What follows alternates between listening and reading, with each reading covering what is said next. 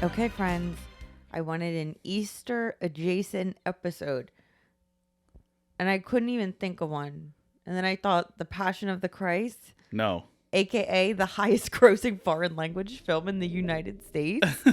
I'm Erin. I'm Tom. And this is Baby's First Watch List, the podcast whose hosts got that answer correct at their trivia night a few weeks ago. Shout out the little awards we have on our thing right now. We crushed the competition. If you want to see them, check us out on YouTube. Babysitters Club.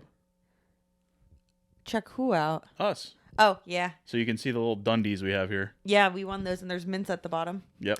And then I thought, okay, there's also the movie Hop, Okay. starring I think James Corden.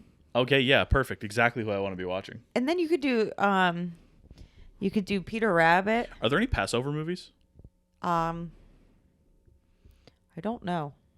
There's a Rugrats Passover. There's a Rugrats. I was gonna say maybe there's a Rugrats one, Yeah.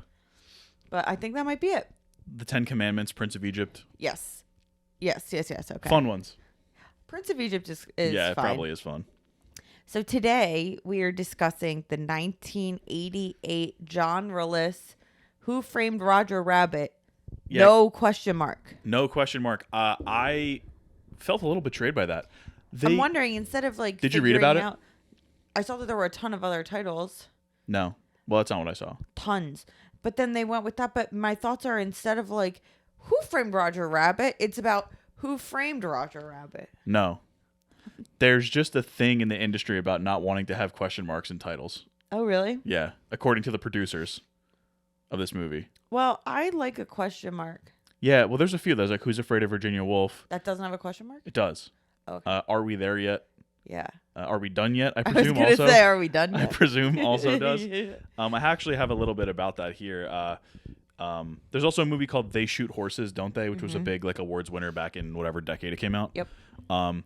Just a little blog post, and basically it was like they thought that question marks would make a movie bomb, and they're more commonly used in certain genres, and they work better for comedies. Like What About Bob? This is a comedy. What About Bob is another one. But They just didn't want to use it, and this is only kind of a comedy. There's elements of other stuff in here. Well, like I said, it's genre-less. For sure. Based on the 1981 book Who Censored Roger Rabbit? Question mark, which sounds like the most boring crime. Is it British? I don't know. This film, starring Bob Hoskins, Christopher Lloyd, Charles Fleischer, and I added Kathleen Turner in there, even though she's uncredited. Yeah. Was directed by Robert Zemeckis. So he's very famous. Oh yeah, he's huge. He is known for the Back to the Future movies. He's a Ron Howard style hitmaker. Yes. That we talked about last episode. He did Romancing the Stone. He did Death Becomes Her, Forrest Gump, which is like what he won the big awards for, and Castaway. But he's really known for like special effects. I mean, this is a marvel of a movie. Like he did Welcome to Marwin. He did. Oof. Yikes. But like a lot of his movies actually have special effects, which like you don't think of Forrest Gump as being a special effects movie, but it is. I still haven't seen it all the way through. Okay. Like Back to the Future, tons of special effects in there. Like you don't think of it necessarily as one that's like, oh, a big special effects movie. Yeah. But it is. This is the ultimate special effects movie. And this, what was the animator's name? The animator is like mega famous too. Williams. Robert Williams? Is that his Richard name? Williams? Richard Williams. Yes. And then this movie was That's written. like not King Richard, yes. who is also Richard Williams. Yes, exactly. Written by team Jeffrey Price and Peter S. Seaman, who did Wild Wild West, How the Grinch Stole Christmas, which I actually love that movie, and Shrek the Third. Great writing. So some interesting writing there. Great writing. Dean Cundy, our guy, Yes. was the cinematographer. He's known for all the Carpenter movies, like Halloween and all those kind of Is this our ones. third Cundy? What? Is this our third Cundy? We do a lot of Cundy. We're a Cundy podcast. And he did a lot of Spielberg, and he does a lot of Zemeckis. He was the cinematographer, and Zemeckis, he had all his faves. He had Arthur Schmidt for editing, who he uses constantly, and Alan Silvestri for music. Cundy did Roadhouse too. Oh my God, I love it. So this movie was released by Disney's Touchstone Pictures. I got confused because I was like, I thought this was Disney, but then I looked at the things and it didn't say Disney, so I took it out, and then I looked and it was like released by Disney's Touchstone Pictures. I was Yeah. like, okay, so it is Disney. Spielberg's Amblin Entertainment was also heavily involved in the production. Spielberg, in fact, had quite a bit of creative control. Call it the poltergeist factor. Yes. And When all the things I was reading about like casting and everything, it was like it wasn't Zemeckis. It was Zemeckis and Spielberg wanted this. constantly. And also Spielberg had a lot of he did the heavy lifting of getting a lot of others on board. Yeah. For example, Warner Brothers lending out some of their characters and all these other entities lending out their characters. Yeah, so if you don't know, this movie contains like every classic animated character Betty ever. Boop's Going in back it, to Betty Felix Boop. the Cat's in it. Yeah. Daffy Duck's in Mickey it. Mouse, Bugs Mickey Bunny. Mouse, Bugs Bunny. They're all there. There were a couple of things that had to be done here. One of them was the big characters. Warner Brothers and Disney wanted them to have like equal screen time. Yeah. That's why there's literally a dueling piano scene between Daffy and Donald Duck. They're in the same scene together. And Bugs and Mickey, I think, always show up together. Yeah. So they made sure that those like the flagship characters had the same amount, and like Tinkerbell and Elmer Fudd had like the same amount of so time together. Funny. And also, Warner Brothers considered this a gentleman's agreement. And then when they were making Space Jam, they asked Disney to use some of their characters, and Disney was like, "Hell no." No way. So there's Yeah, there's a bunch of shots at Disney in Space Jam for that reason. Of course. So annoying. Yes. So it was filmed in England, which is kind of interesting. Yeah. And Roger Rabbit. Hoskins is British. Oh, he is? Yeah. Oh, yeah. Mrs. Henderson Presents. Yes. Wow, what a film. That movie was I don't not remember a good. single thing about That movie. movie was not good, but I love him. He's such a little sweetie. Filmed in England, Roger Rabbit's original $30 million budget flew out the window. It was passed very easily, and it reached $50 million by the time the 7.5 months of filming was over. That seems like a very long... They had to film the movie twice. Did they? I They- did not Wikipedia enough. They filmed I looked up the process. They filmed all the live action stuff, and then they refilmed all the animation. Oh, yeah, I didn't know that. Like- But that's not even talking about post-production, though. Well, I don't think that counts as post-production. No? No, How do you film animated? because they were getting all the recording, they were doing all the voice acting, like- they were doing all that stuff. Yeah, exactly. Okay. And apparently when it was like 40 million, Eisner, who's like the Disney head honcho at Yeah. the time, was like, let's shut it down. And then they're like, no, but John we Taffer want, style. but we want Spielberg to be our friend. And he was like, all right, fine. And then because Spielberg was on board, they're like, all right, we'll go up to 50. Yeah. And so then they did, which was the right move. Didn't they 'cause go past that? 50 million was the budget. Oh, I thought they hit 70. I don't think so. Vista Vision cameras with motion control technology and blue screen effects were used during the live action filming. Don't know what that means. There was so much. It's stuff okay. with Everyone's that, tuned out by now. and I was like, okay. Yeah, I didn't go too deep into the technical details. I'm like, whatever. And then something I did know. That's they not our had- podcast. No, they Much- did have like full on like statues, mannequins of all the like animated characters that they would just like put in place. Well, what's the guy's name? Is it Chris Fleischer who played Roger? I said weirdly, Yes. Charles Fleischer. Fleischer, the voice of Roger, wore a Roger Rabbit costume. He during insisted on continuing to wear the costume, filming. That's even though weird. I don't like. I he don't knew like, he wasn't in the scene. Roger Rabbit. His voice is like the worst thing about that movie. I've got a question for you about Roger Rabbit later on. Okay. Post production took over a year. I think it was 14 months actually, with the animation proving to be extremely challenging. They took a lot out, They as you would took- imagine. And I think they did something where it was like they always wanted to kind of put the animation into the real world. So like if Roger Rabbit jumped, he landed and dust flew up, Yeah. right? Like He had they- shadows. They always tried to kind of ground the animated characters in the live action. It really worked, It worked really well. especially, taking into consideration the fact that this was 1988. Oh, it's wild. And then Jessica Rabbit, who plays she's like the hot Wife. wife of Roger Trophy wife Rabbit. of Roger yeah. Rabbit. She her cabaret scene or whatever, her nightclub scene where she's singing, animating or getting the sparkle sprite in her dress was like really hard, and they used like actual real live action ways to get it to sparkle, which is like, how Really do you smart. even think of it? There's like this movie when it's This movie's mind blowing. the way it was made, and think about it too. Before we were even born, it was made, and it's just you go like my brain can't do that. Same with Avatar, you know, like I don't understand how these characters are people. Like they were there filming. Why did they do that? Why couldn't they just like? I think it's animated, but it wasn't. No, it was like motion capture. But that's what they do with like video games. They do all that kinds of stuff. Motion capture is huge now. I only had Shrek boxing for my Game Boy. Maybe they That's motion it. captured Game Boy Shrek boxing. Pinocchio. Pew, pew. Yeah. Okay. So, released in late June 1988, Summer blockbuster. the wonderfully 104-minute movie was a commercial and critical success. It banked $351.5 million Wow, that's on huge. its $50 million budget. In fact, it was actually the 20th highest grossing movie of all time at its release.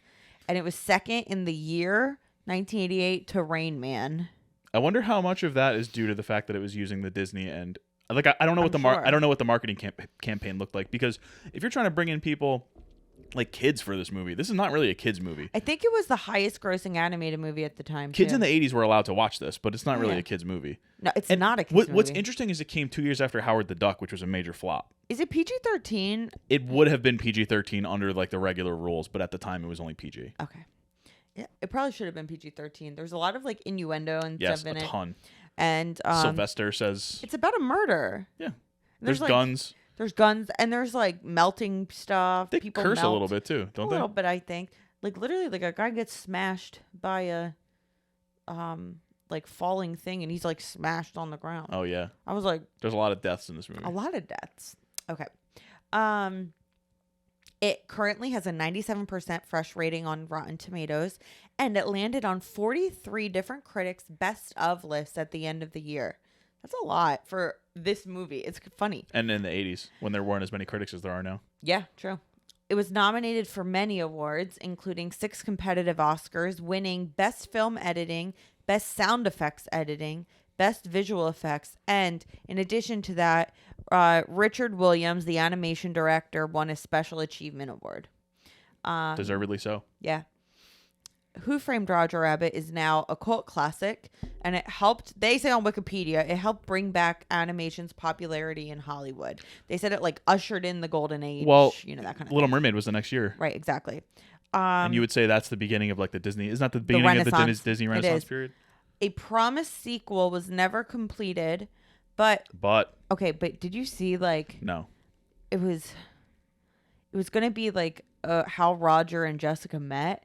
Apparently she was forced to do like Nazi propaganda, and he like saved her from that or something, like taking place during World War II. And I'm like, this is crazy. Yeah, we're not going to get into that. But We're not going to. apparently, Spielberg, after making Schindler's List, I think it was 93, he didn't feel comfortable satirizing Yeah, of course not. that time period. So I was like, that's actually really fascinating. This is the cool thing about this movie is that the behind the scenes stuff, because of the corporate collaboration, makes this even more interesting maybe than the movie itself, Yeah, which is also interesting based on the technical aspects of it. Yeah, it's crazy. And the lack of like the weird tone. Like It is a weird tone. It's sort of like an alternate version of Hollywood's history Yeah. in the 40s, but like Toons are like people are They're just there. racist They're against Toons sort yeah. of thing. Yeah. It's fascinating. So despite the promised sequel never coming to fruition, Disneyland, did you see this? Yes, I did. Built Mickey's Toontown and Roger Rabbit's Car Toon Spin, Car Space Toon Spin, is a dark ride both there and in Tokyo Disney. And they just updated it last year to have Jessica Rabbit be a detective in it or something. So that's kind of cool.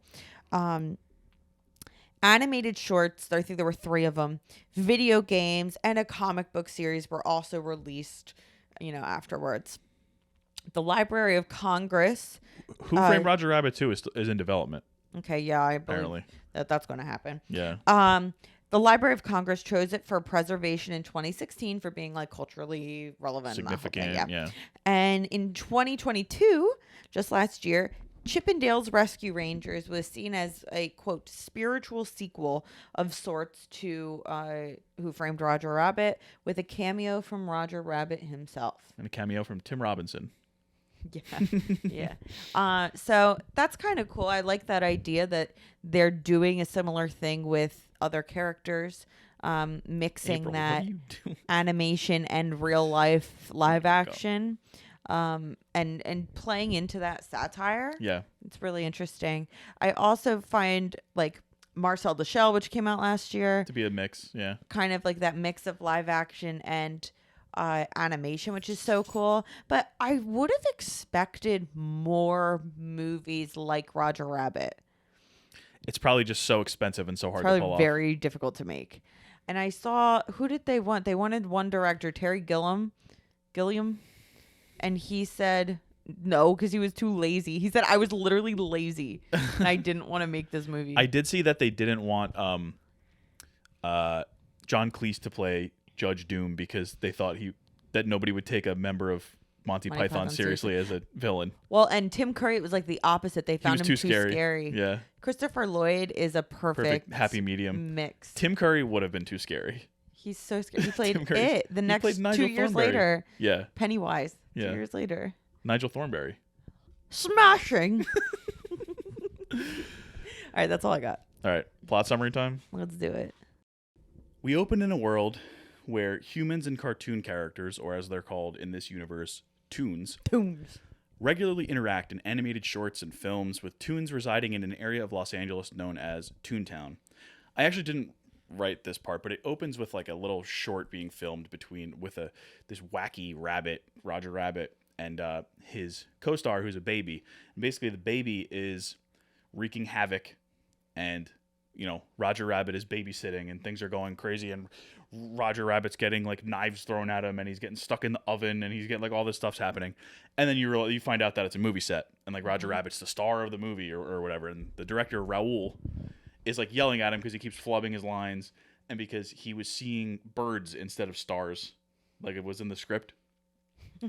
So you kind of get set up and like, this is Hollywood, it's wacky, people are talking to cartoons. Exactly.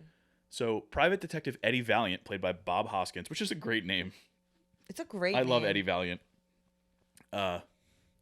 Eddie once worked closely with Toons alongside his brother Teddy, but sank into a depression and alcoholism after Teddy was murdered by a Toon with red eyes. Yeah, big Disney action here. Like, I was gonna say, think about crazy. my last sentence, my last bit to right there. So it takes place in 1947, and we meet R.K. Maroon, which I'm sure is a reference to RKO Studios. Maybe. Do you know what? I actually thought of another movie that does the animation, not Ted. Ted does. It's true. R.K. Maroon is the head of Maroon Cartoon Studios, and he is concerned about the recent poor performances of Roger Rabbit. Yeah, well, no offense. I'm not a big Roger fan. He's played by Charles I Fleischer. kind of wish that he was framed and went down for this because I was like, my guy. Relax. Maroon hires Eddie to investigate rumors about Roger's Toon wife, Jessica Rabbit, played by Kathleen Turner, uncredited, and the singing voice is somebody else. Amy Irving. Amy Irving. Having an affair with Marvin Acme, owner of the, Looney Tunes Acme Corporation, as well as Toontown. After watching Jessica perform at a nightclub, Eddie secretly photographs her and Acme playing patty cake, which Like literally. Yeah, like we're teaching our baby now. Yes, and he shows the pictures to Roger, who just becomes unglued. He is unglued. He's despondent. He is distraught and despondent. Oh wow, look at that his wife has been cheating on him, leaving Maroon Cartoon Studios in a rush. And it's funny because he like slams through the wall, but like in the actual wall, it's like the outline of a rabbit, like from a cartoon. Yes. Really, really cool stuff. The next morning, Acme is discovered dead in his factory, and much of the evidence, as you would imagine, points to Roger being the killer.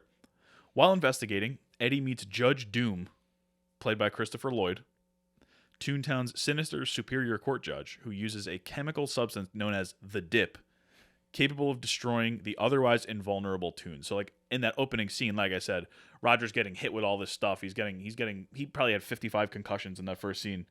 They're invulnerable except for this mixture. It's kind of like There's vampires in silver. Basically. Or right? a cross or sunlight. They actually have a lot of weaknesses. Wait a second. Garlic. Garlic is so funny. There are no Italian vampires, I guess.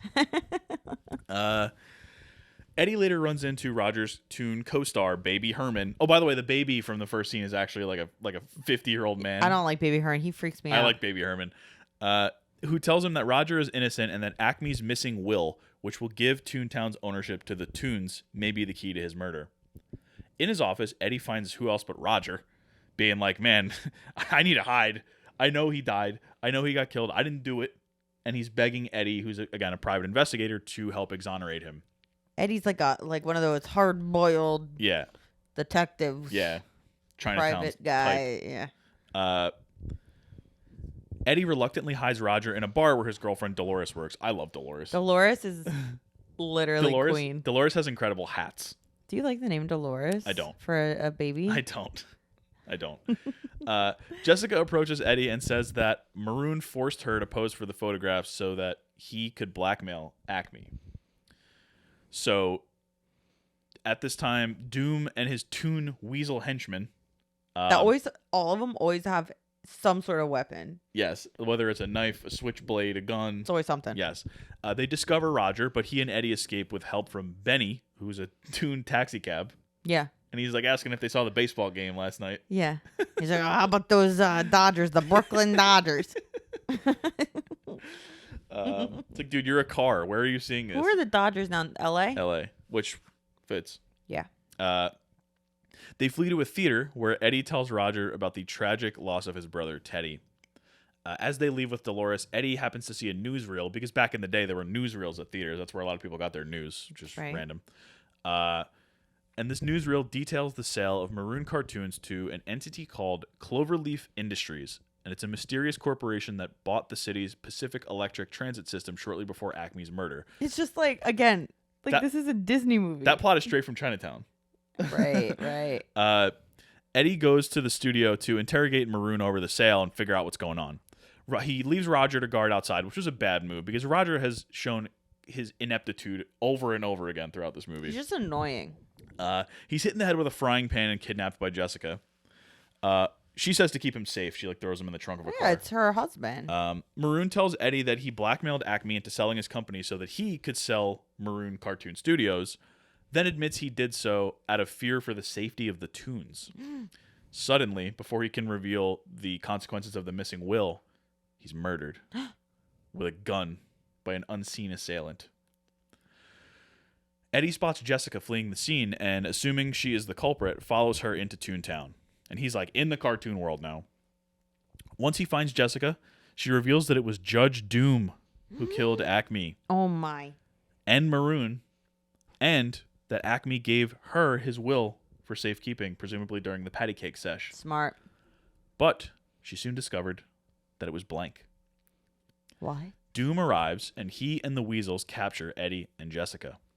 At the Acme factory, Doom reveals himself as the sole shareholder of Cloverleaf Industries. Of course. And explains his plot to destroy Toontown with a machine fueled with dip, to build a freeway full of attractions in its place, and force people to drive it once he has the transit system decommissioned to control all the profits. Again, a wildly complex plan here. Very. But guess what? This isn't even the end of the tricks, and there's lots more twists to be had. Yeah, sure. When Roger unsuccessfully tries to save Jessica, the couple is tied onto a hook in front of the machine's water cannon, which is loaded with dip. Not dip. Eddie performs a comedic vaudeville act, and this is not the twist that that Aaron was talking about, full of pratfalls, causing the Weasels to die of laughter before he kicks their Weasel leader into the machine's dip vat, killing him. Yep. That Weasel's dead. More casualties. Eddie then fights Doom, who is flattened by a steamroller but survives. That's crazy. That was a crazy part. Revealing himself as a disguised Toon. Yep, he's a Toon. The same Toon with the red eyes who killed Eddie's brother Teddy. This was scary, this part. This was like a very intense climactic scene. For a lot of the movie, Doom is wearing sunglasses. Whenever you see his eyes, he doesn't blink. It is scary. Eddie empties the machine's supply of dip onto the factory floor, spraying it all over Doom and melting him as well to death. Yeah. The emptied machine then crashes through the wall into Toontown, where it is destroyed by a train. As the police and many dozens of Toons, including all your faves, gather at the scene, Eddie reveals Doom as Acme's murderer to everyone, clearing Roger's name, which was also like very... they accepted that really quickly. Mm-hmm. There's a dead judge here. Yeah. And they're like, oh, these guys were probably right to do that. They're probably like, I don't like Doom anyway. Yeah, he took himself too seriously.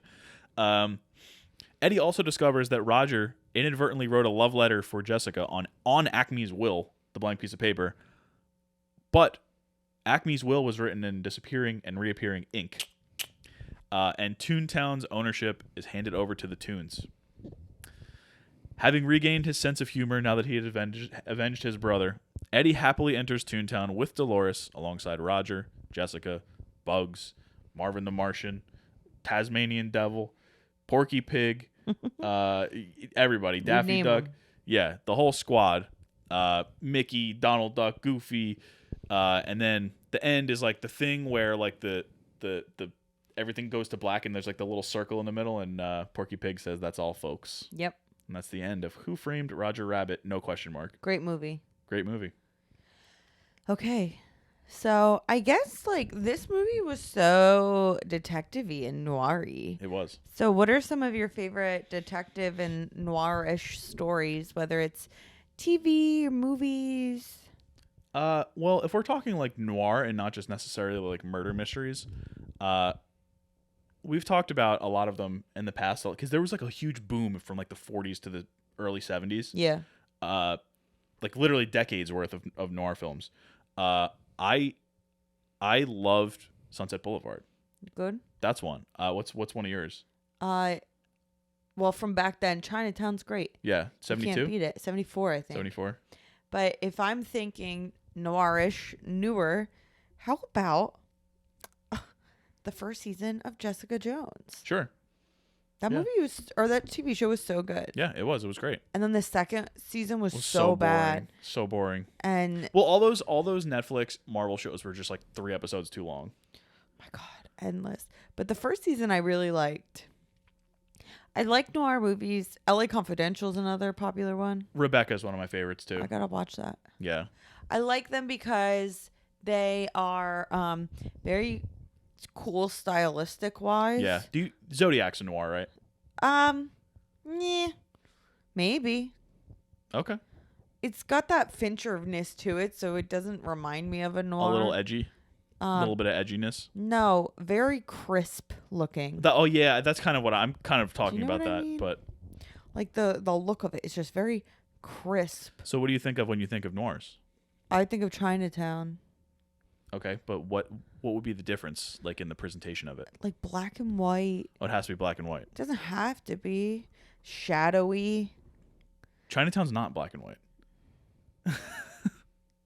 It's not? No, it's not. Forget it, Jake. It's Chinatown. I'm looking at a list right now. Another one I love is, we've talked about before, Touch of Evil. Yeah, I've never seen it. At least that opening scene.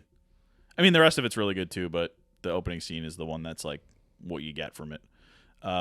Yeah, there's a lot of great. I love noir as a genre. I feel like Who Framed Roger Rabbit? What about yeah, Blade Runner's noir. Yeah, but that's like new sci-fi age. noir. Yeah. Yeah, I mean, there's a lot of great ones. I feel like there's a lot of great books. Yeah. Like mystery novels that are like that. They used to do those like 10-cent paperback. Yep. They would have like romances, but then they would have like detective stories. Mm-hmm. Okay, cool. So I loved that this movie was a noir, film noir.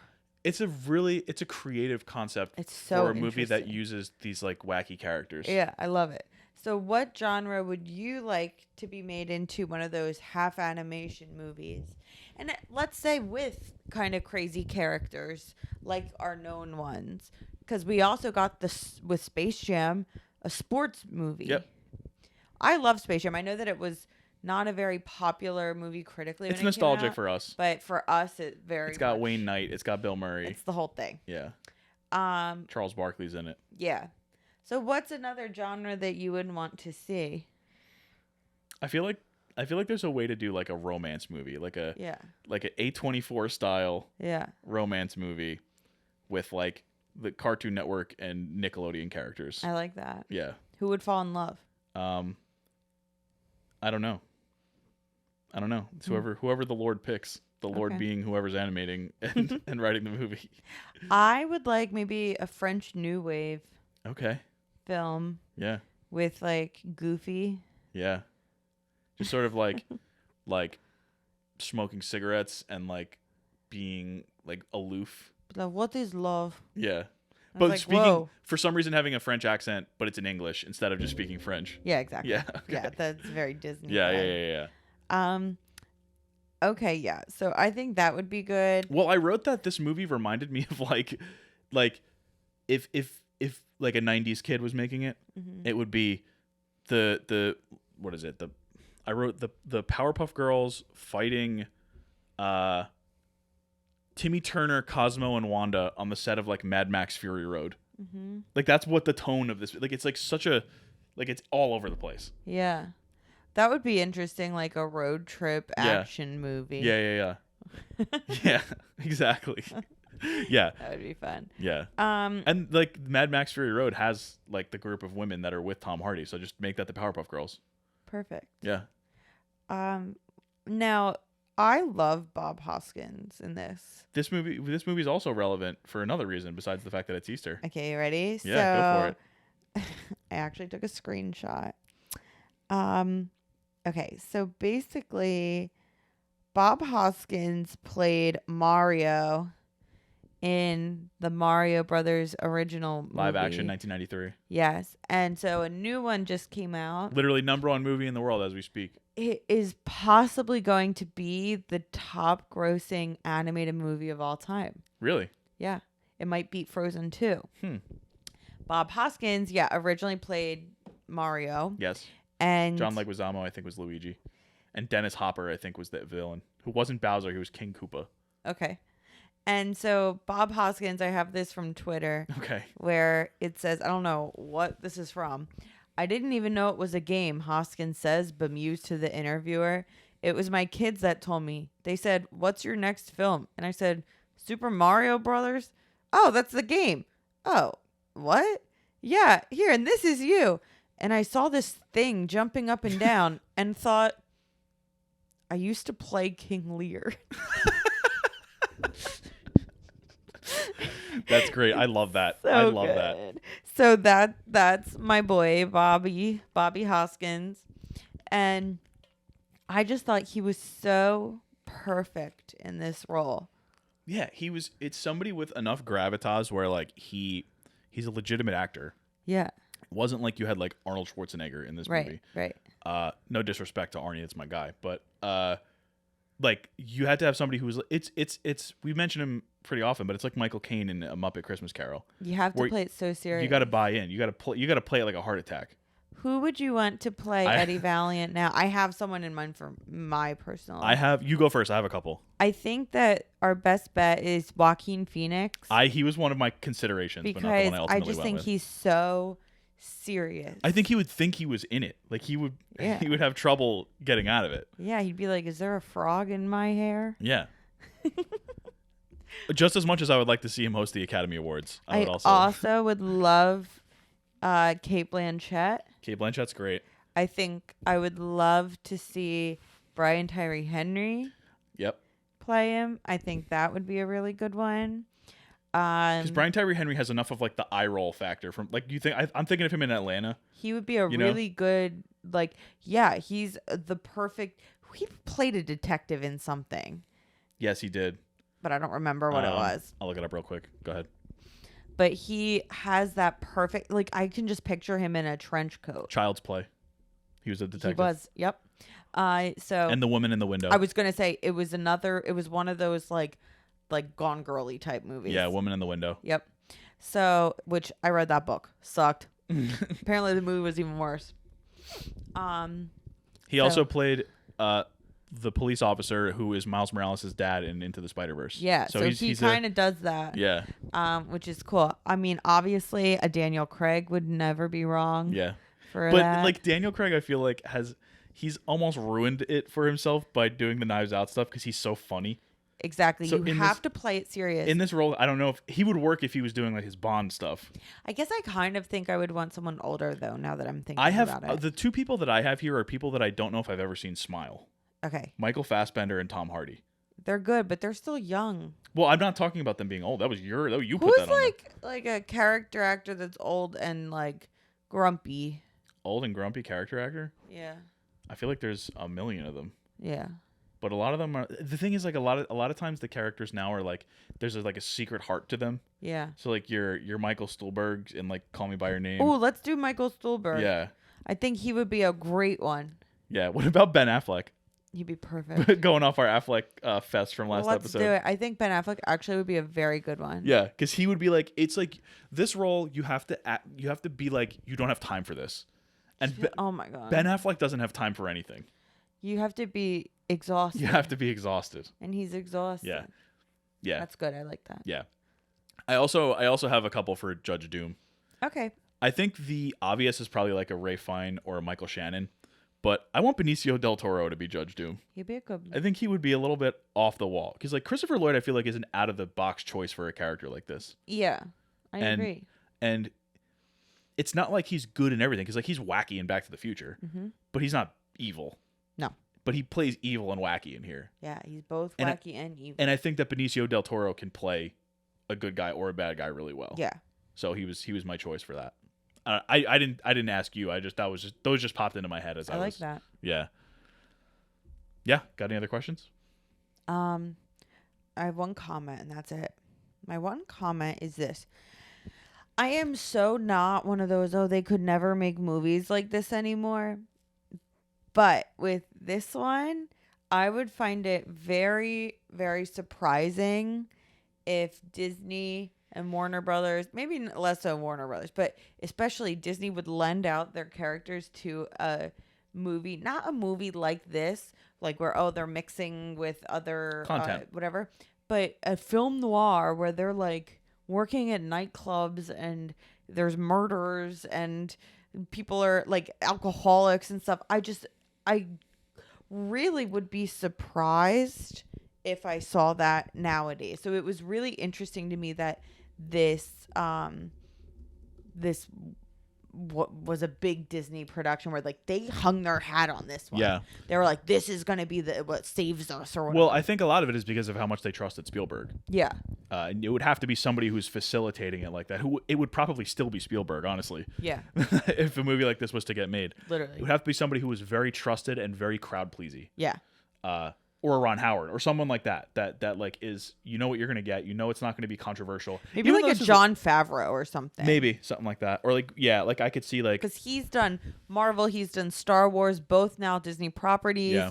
Like if he wanted to do something like that, they would be like, all right, we kind of trust you. Yeah. So what my comment on this is, it'll be interesting. I have two things. One, it's really interesting because of the corporate aspect of it. Because you won't have Disney like crossing over with companies like that, despite the fact that we have multiverses, we have all these different crossovers going on across so much right now. That's like the hot thing right now. Yeah. But when it comes to company and IP crossover, you don't really get that. My other thing is, it'll be interesting to see as some of these characters start to go into the public domain. Yeah. So I think that Mickey Mouse is up next year or in the next couple of years. Winnie the Pooh's fresh out. Winnie the Pooh's fresh out. So that brings me to, there was this video game called The Wolf Among Us, and it was like it came out in like the, I don't know, early 2010s, late 2000s, and it's like a point and click adventure. So like you're just solving mysteries, and you play Big B Wolf, the big bad wolf, and it's like a noir style thing, and it's got Snow White, Beauty and the Beast. It's got like Tweedledee and Tweedledum. Some of the villains are like Goldilocks, Ichabod Crane, the Snow Queen, Hansel. I don't know why Gretel's not here. I don't remember. Fairy Godmother. Hansel? Yeah. You mean Hansel? Hansel and Gretel. Hansel and Gretel. Okay. Bring him New Jersey into this. And not only was it a video game, it's based. Hansel. I forgot to say it's based on. It's based on a graphic novel series. Okay. Called Fables. Yeah, that makes sense. And Dorothy from Wizard of Oz is in it, and it's like all these different things. It's like all these different things. Peter Pan. So things like this have happened since, but not on like such a high, like a large scale. Yeah. Like a $350 million movie. Yeah. So it's interesting, but watching this movie kind of reminded me of that because I'm sure it draws so much from that. People love a crossover, even within Disney properties. Like, when we were growing up, we were slightly too old for it. There was a show called like The House of Mouse. I remember. I didn't watch it. They would have like reservations for like, oh, we'll have Beast and Little Mermaid sitting together eating dinner. Like, it was weird. And they would show like clips from things, but like they would be watching it. Yeah. Like all these people from different and animals from different Disney movies. And people like that. Well, and think of like Ready Player One also, which was Spielberg as well. That was Spielberg. Which obviously took 1,000 different properties and put it into Yeah. the movie. Which they didn't. They took stuff that was like not from The book. And they made it a lot more like pop culture-y. They did. Rather than 80s video gaming. Yes. Which I actually liked. I liked the movie more than I liked the book. I liked both. I thought they were different. Yeah. I think they get hated on a lot because it's like spamming properties. Wah. But I thought that Ready Player One, the movie, was kind of fun. I enjoyed it. Yeah. I didn't read really the good. second book and I have no interest in it, but No, me either. yeah. Ernest Cline's kind of a one-trick pony, to be Yeah. honest with you. But, yeah. So that's all I have. Damn, Ernest Klein catching strays here on the Who Sorry, Framed Roger Ernie. Rabbit Oh my podcast. God. Wow. Poor Ern. We're never going to make it in this town.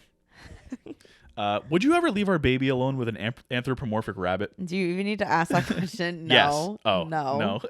Of course not. Definitely not this rabbit. Because the mom is No. there and she's like, oh, Roger, you got to make sure that he doesn't, burn down the house. Yeah, that's a hard pass on me. Like April. Would you leave the baby with April? No. Oh, Sorry, she's sweet, but no. Okay, so you're stuck in a room for 24 hours with one person. Yeah. Would you rather be hanging out with Roger Rabbit or Whitey from 8 Crazy Nights? Whitey. Whitey? Really? Yeah. Despite Actually, the amount of... I'd be a little nervous about all the technical fouls. but also because he 'cause has of some his issues. He has 'cause like of health condition. health conditions. He does. So, yeah, but I hate Roger. So probably Whitey. Whitey. Yeah, you might get a little. You could talk his sister basketball. might You come could talk in. basketball with him, probably. Yeah. Or like rec basketball, Yeah, which that you could would be talk good. about. I was a rec basketball superstar. Yeah. I played rec basketball. Let's exclude first and second grade, which were the like you learn about it. So from 3rd to 8th grade, I was in the championship every single year, and we only lost 1 year. What were your averages? What do you mean? Points, assists, rebounds? I was more of a defense kind of Would you say like 2 steals a game?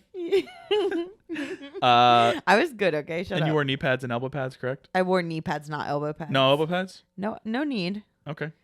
I'm tough. You wanted to throw the elbows. Yeah, you gotta get them nice and knobbly Pointy. elbows, pointy elbows. Yeah, I guess the elbow pads would soften the blow.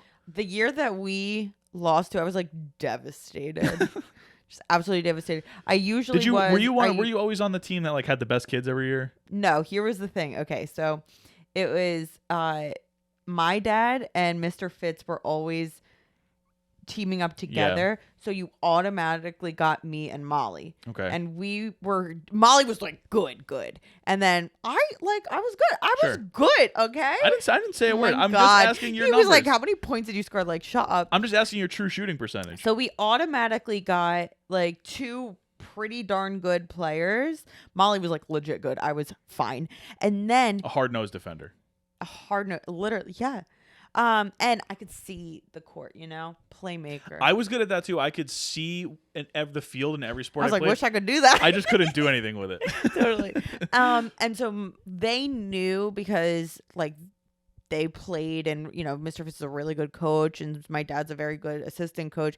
They knew how to fill in the gaps. Yeah. So like they always knew like you have to get the a skill really sets. good forward. You need Yeah. to get a center. You need to get another ball handler. Yeah. And they knew who would fulfill that. Right. So we always were able to have really, really good teams. and we did great. We did so good. Good. Yeah. So you'd be able to talk to Whitey for 24 hours. So Whitey and I could have a little. Roger Rabbit's a hard no. I don't want to be around him for even a second, to be honest with you. And I get that's part of the joke that like, oh, women love him. Yeah. And like he got like the most beautiful woman in the world with Jessica Rabbit. Well, there's the scene in the club when Jessica Rabbit comes out and Bob Hoskins is like, he's married to her, and Betty Boop goes, yeah, isn't she lucky? Isn't she the luckiest girl in the world? It's so good. Okay. What would you do if you had to spend a day in Toontown? I thought about this for a second, and I don't know. I would probably like hit myself with a hammer a lot. Oh yeah, You know? I would cause myself a lot of pain because you don't die. I would throw those like circles that become holes and like Yes, jump the fake hole, and fake like holes. jump through them and see where I landed. Yeah.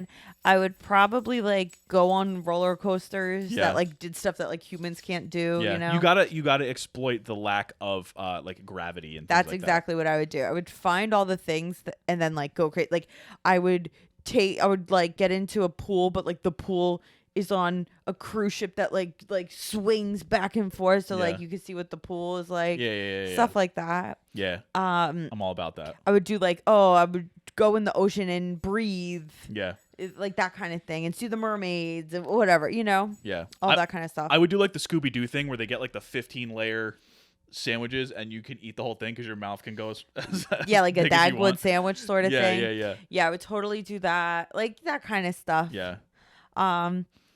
I would. I would do things. I would make sure that I wasn't like hurting anybody else. Oh yeah, of course. Because like you're in Toontown, you're not trying to get somebody else to hurt you. But like if I want to have it. If I want to do something crazy, I'm gonna do it to myself. I would be a full-fledged member of Jackass if I was in Toontown. Or I would just like hang out. Yeah, or that. Yeah. Sit there. Speaking of which, what cartoons would you most want to hang out with? And least, whichever. I thought about this. If I were having a small get together, I would invite the Totally Spies Okay. from Cartoon Network, and I would invite Bluey's dad. Why? Bluey's dad's fun. I haven't watched Bluey yet. Bluey's dad is a party starter. I would invite the whole Bluey family though. Mom, Dad, Bluey, and Bingo. And the theme song's pretty cool. It's like Mom, and they're all dancing. So they're stealing Peppa Pig's Dad. vibe. Oh, I would also invite Peppa Pig because she's a savage. I would invite Peppa Pig. The crew that I would want to hang out with the most is the Hey Arnold crew. I would invite all them. They were my faves. I wanted to hang out with them when I was a kid. They were I love Gerald so much. Gerald's so fun. Yeah. Do you know who I really kind of felt a kinship with? On that show? Yeah. Sid. No. One more guess. Phoebe. Yes. Yes. Do you know Why? Because she was a nerd? a little. She was, but then she would get mad and be like, "Bah!" Yeah. She would clap back at Helga. Exactly. Yeah. I also love the Arthur crew. Okay.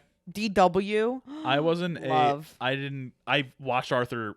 I dabbled, but I wasn't like a big Arthur fan. Yeah, I love Arthur. I wouldn't want to hang out with any of these chaos, the Disney people, or like this Disney crew. I'd or, invite like, Jessica Rabbit. I don't know. She's fun. I think I would. I don't think it would be a good look for me to invite Jessica Rabbit anywhere. I would definitely invite Eddie though, even though he's not a.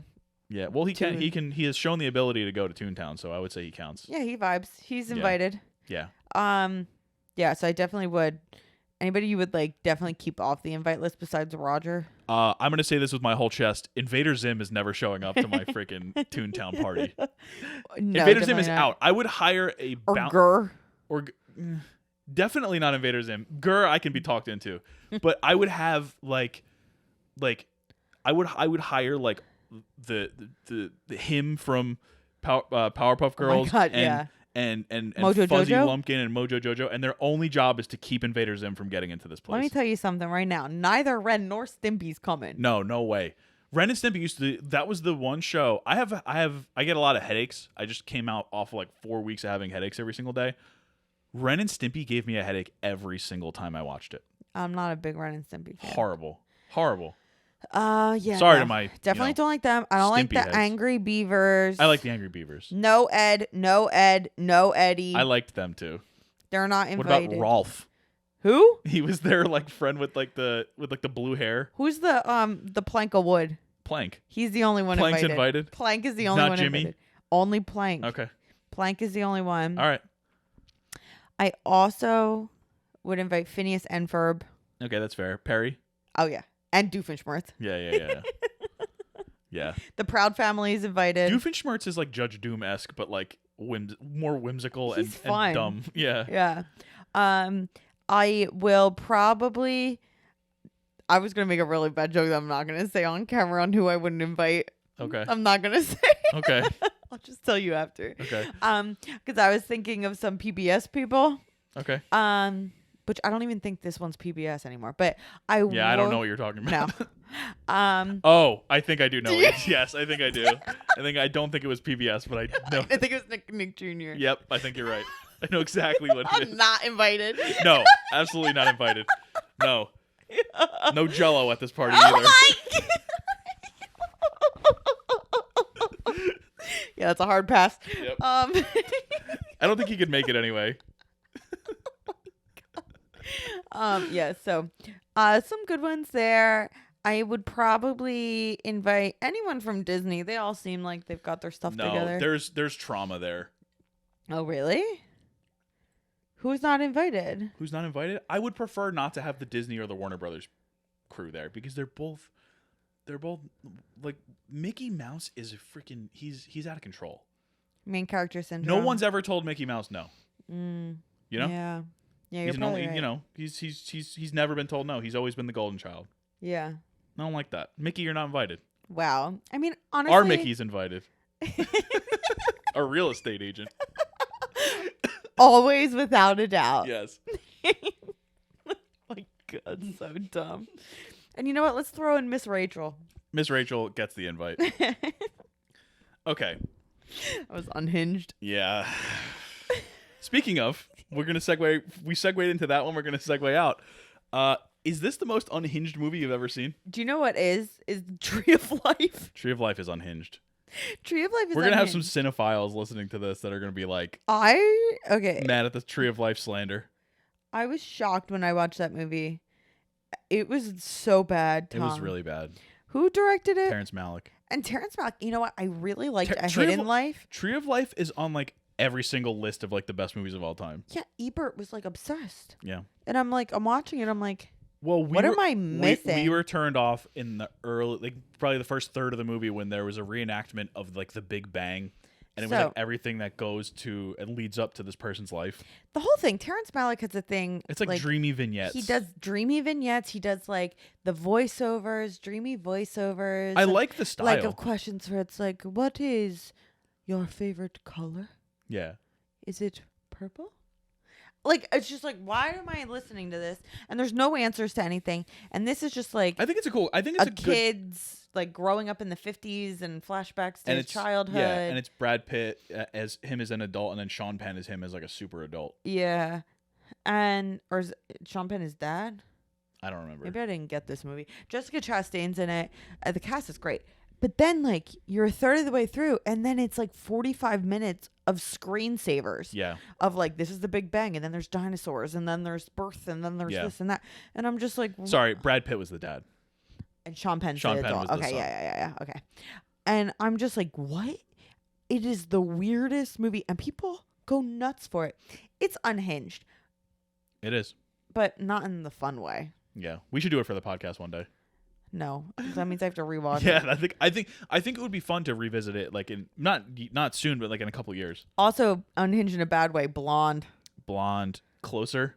Closer's unhinged. Closer is unhinged. Closer was that was iconic. Closer is the honest first with one you. that came to mind when I thought of this question. So Closer's a crazy movie with Jude Law, Natalie Portman, Clive Owen, and Julia Roberts. Yeah. And it's about like people that are in relationships and cheating on each other and this whole thing. Yep. And it has some of the most wild dialogue. Yeah. No single word that is said in this movie next to other words that are said in this movie have ever been said in real life. No. Unless people are saying Fall Out Boy. I was going to say, yes, Fall Out Boy apparently was touched by They Closer. love Closer, yes.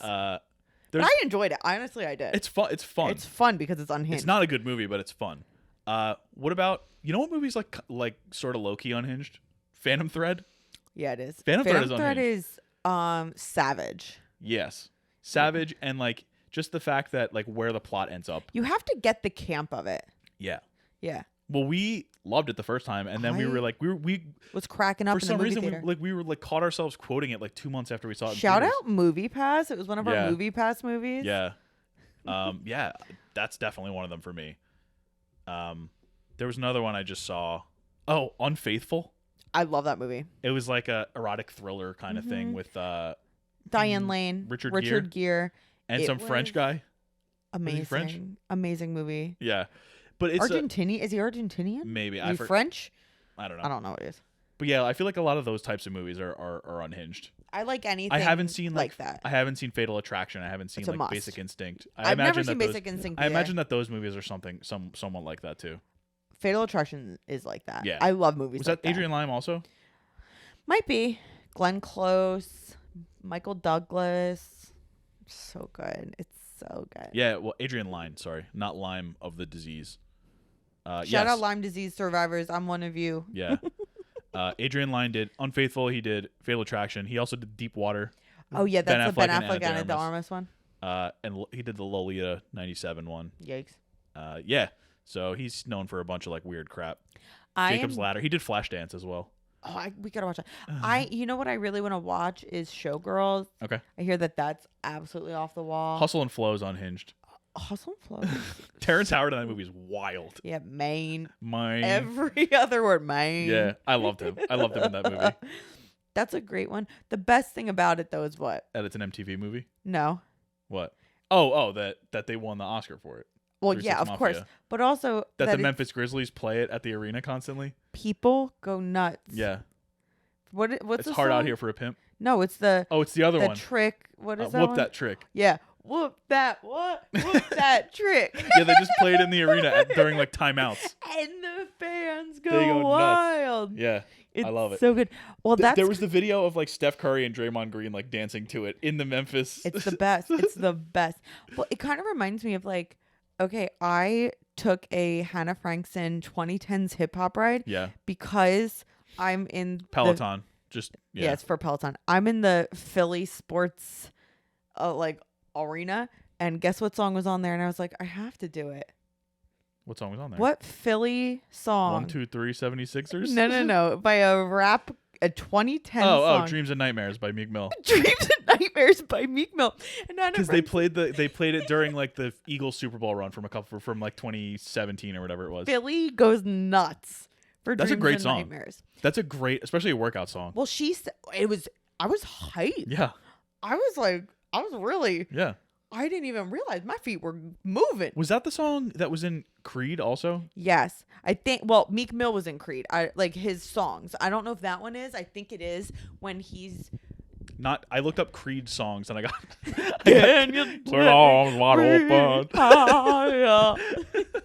Creed movie soundtrack. With arms wide open.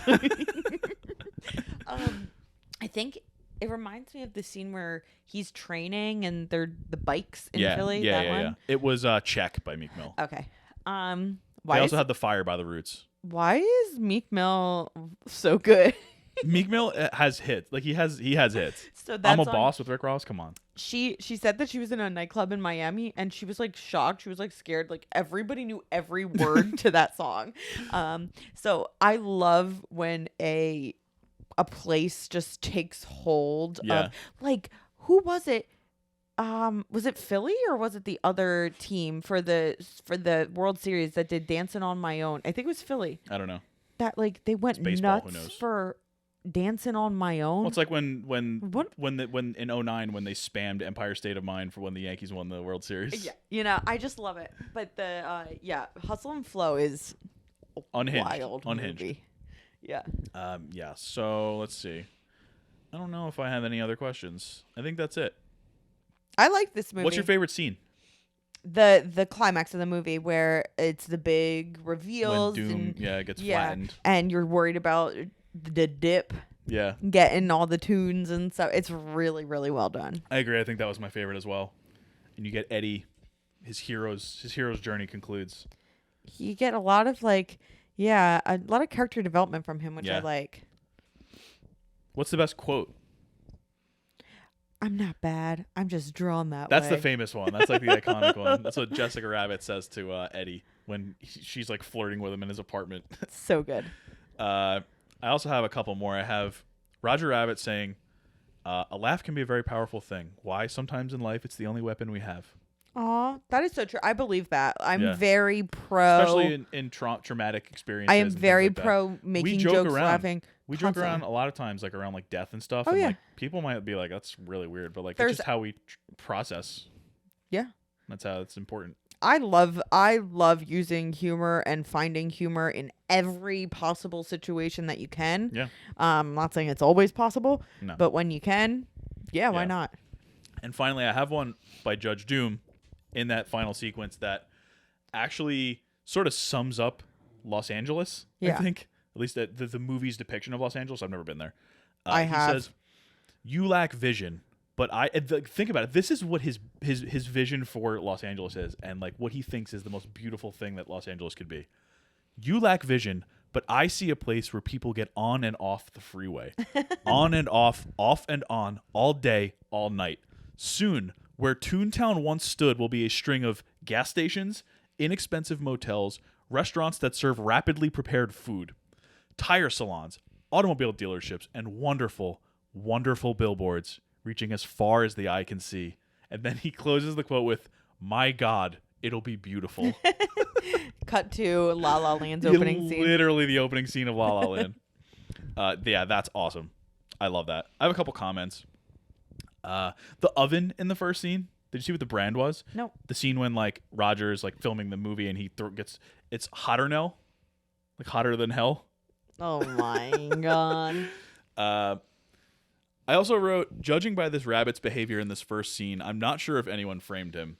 And then I wrote, oh, it's a movie. And then a minute later I wrote, no, never mind. He's nuts. He is nuts.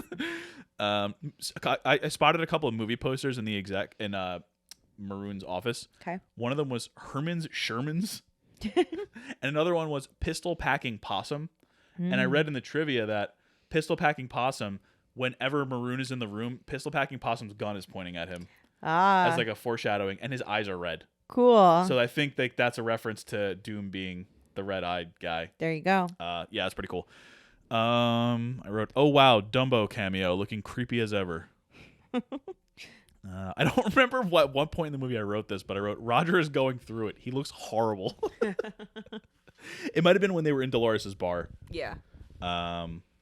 Goofy cleared of spy charges was one of the newspaper headlines. I wrote, why is Jessica Rabbit still dressed in this revealing dress at like 9 a.m.? The whole time, I know. It was the second time you see her at like 9 a.m. I wrote, I wouldn't have the energy to deal with these cartoons all day. I was cracking up when Baby Herman was crying when he dropped his cigar. And he was crying like a baby cries. It's funny. It's a good little bit.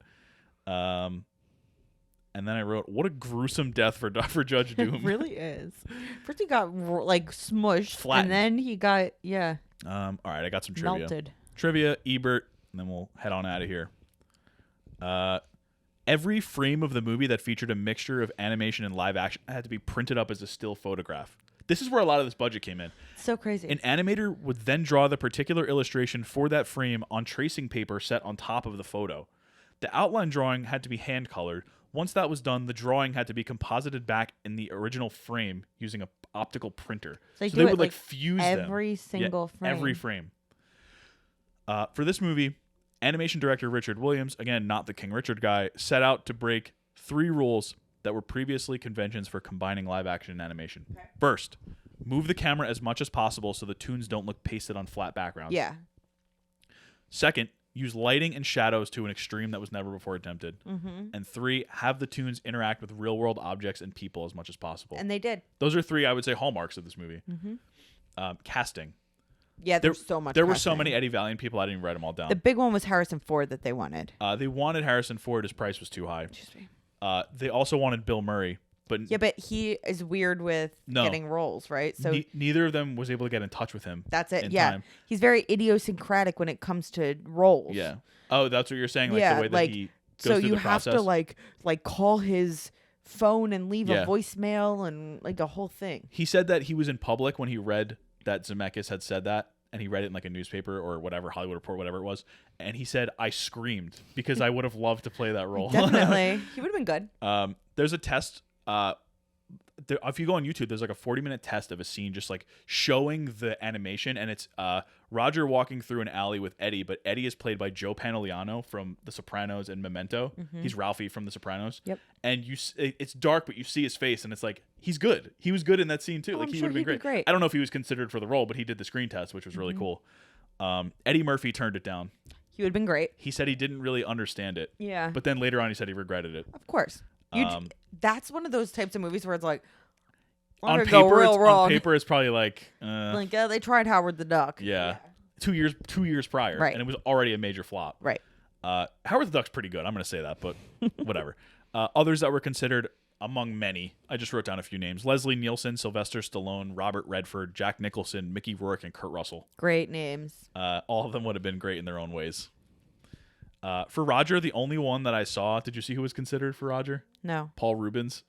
Oh, okay. He would have been that good. makes sense. Pee Wee Herman. And Doom, yeah, as we mentioned, Tim Curry was too scary. John Cleese, they didn't think that Too a Monty funny. Python member would be taken seriously. Others that were considered were Christopher Lee, James Earl Jones, John Voight, F. Murray Abraham from Love him. White White Lotus. Arnold Schwarzenegger, James Woods, and the musician Sting. Random. Yeah, well, Sting had been in Dune Oh, I guess. a couple years prior. Okay. like 4 years prior. Yeah, but that was a flop. So, Whatever. but he was wacky in it. It was David Oh, he Lynch, was? so it was like it took Dune and turned it into like a David like Lynch. it was crazy. It was all you can't do Dune in one movie. Mulholland Drive's pretty unhinged. It is unhinged. I'm sure that Blue Velvet and like the other Oh, Lynch probably stuff that the we same haven't way. seen yet is also unhinged. Yeah. Twin Peaks is unhinged. I only watched like most of the first season. It's unhinged. Bob Hoskins said that for 2 weeks after seeing the movie, his young son wouldn't talk to him. When finally asked why, his son said he couldn't believe his father would work with Bugs Bunny and not let him meet him. Cute. That's so cute. Hoskins also claimed that Jessica Rabbit was not yet sketched by the animators when they were filming the live action stuff, and he had no idea what the character would look like. Zemeckis told Hoskins to imagine his ideal fantasy. Hoskins claimed that his mental image was less risque than what Jessica looked like in the completed film.